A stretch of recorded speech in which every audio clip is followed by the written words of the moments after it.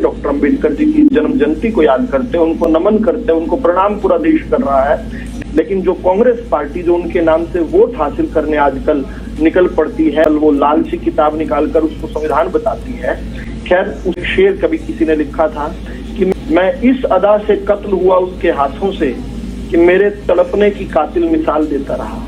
ये एक ऐसा अध्याय है जिसको कांग्रेस पार्टी को नहीं छेड़ना चाहिए। इस कांग्रेस पार्टी ने जितना अंबेडकर जी और अंबेडकर जी की लेगेसी के साथ जो अपमान किया है, उसका कोई पैरेलल नहीं मिल सकता। पूरे हिंदुस्तान के इतिहास में, नहीं विश्व के इतिहास में इतनी घृणा कोई किसी विचार से नहीं कर सकता, कोई किसी व्यक्ति से नहीं कर सकता जितनी कांग्रेस पार्टी ने।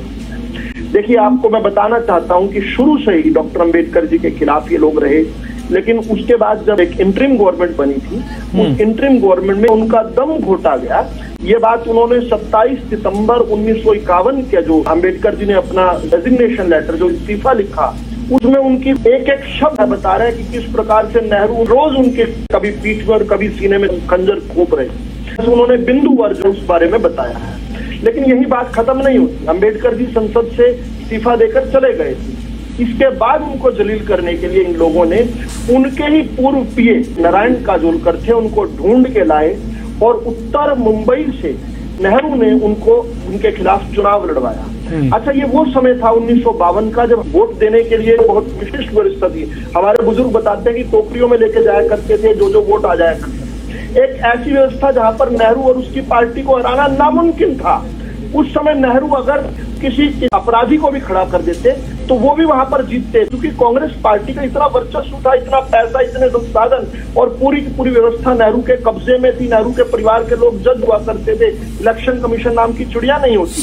1954 के चुनाव में उसके बावजूद भी नेहरू खुद बदला लेने के लिए उत्तर मुंबई की सीट पर आए और वहां पर आकर बोले कि ये जो नारायण काजोलकर है, ये अंबेडकर से 100 गुना ज्यादा गुणी है आदमी, अंबेडकर की बजाय इसको वोट दो। और केवल 15,000 वोटों से नारायण काजोलकर जीत गए चुनाव। यही बात खत्म नहीं हुई। इसके बाद 1954 में एक उपचुनाव का अवसर आया। महाराष्ट्र की भंडारा सीट जो थी वो सांसद की मृत्यु के कारण खाली हुई। वहां पर भी नेहरू ने छोड़ा नहीं उनको, दोबारा उनको चुनाव में हरवाया ताकि दोबारा अंबेडकर संसद का मुंह ना देख ले। वो अंबेडकर जिन्होंने इस देश को संविधान दिया, जिन्होंने इस देश के अंदर लोकतंत्र को मूर्त रूप दिया, उन अंबेडकर के खिलाफ इतनी नफरत। और बात यही नहीं खत्म होती।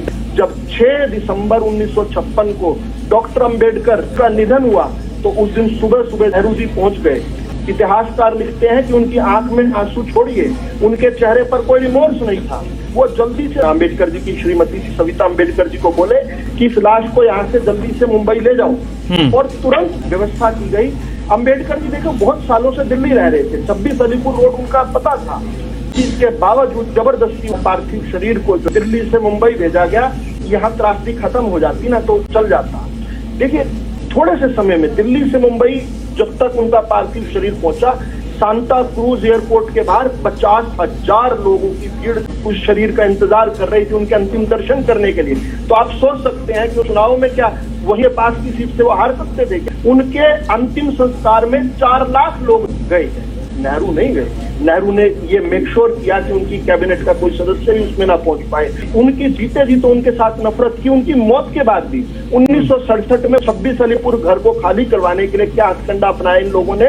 पहले तो वो किराए पर दे दिया आधा पोर्शन। जब सविता अंबेडकर घर से बाहर थी ना, जरा आपके आंसू निकल जाएंगे, उस समय बाहर जबरदस्ती मुस्तंदों ने 10-12 ने उठाकर अंबेडकर जी की स्मृतियों को सड़क पर रख दिया। उस दिन बारिश हो रही थी। इस प्रकार की पीड़ा। और वो जो काजोलकर जो थे ना, जिन्होंने चुनाव लड़ा था, उनको 1970 में इंदिरा गांधी ने पद्म विभूषण दिया। 1990 में हमारी अरोड़ा साहब, ठीक है, ललित अरोड़ा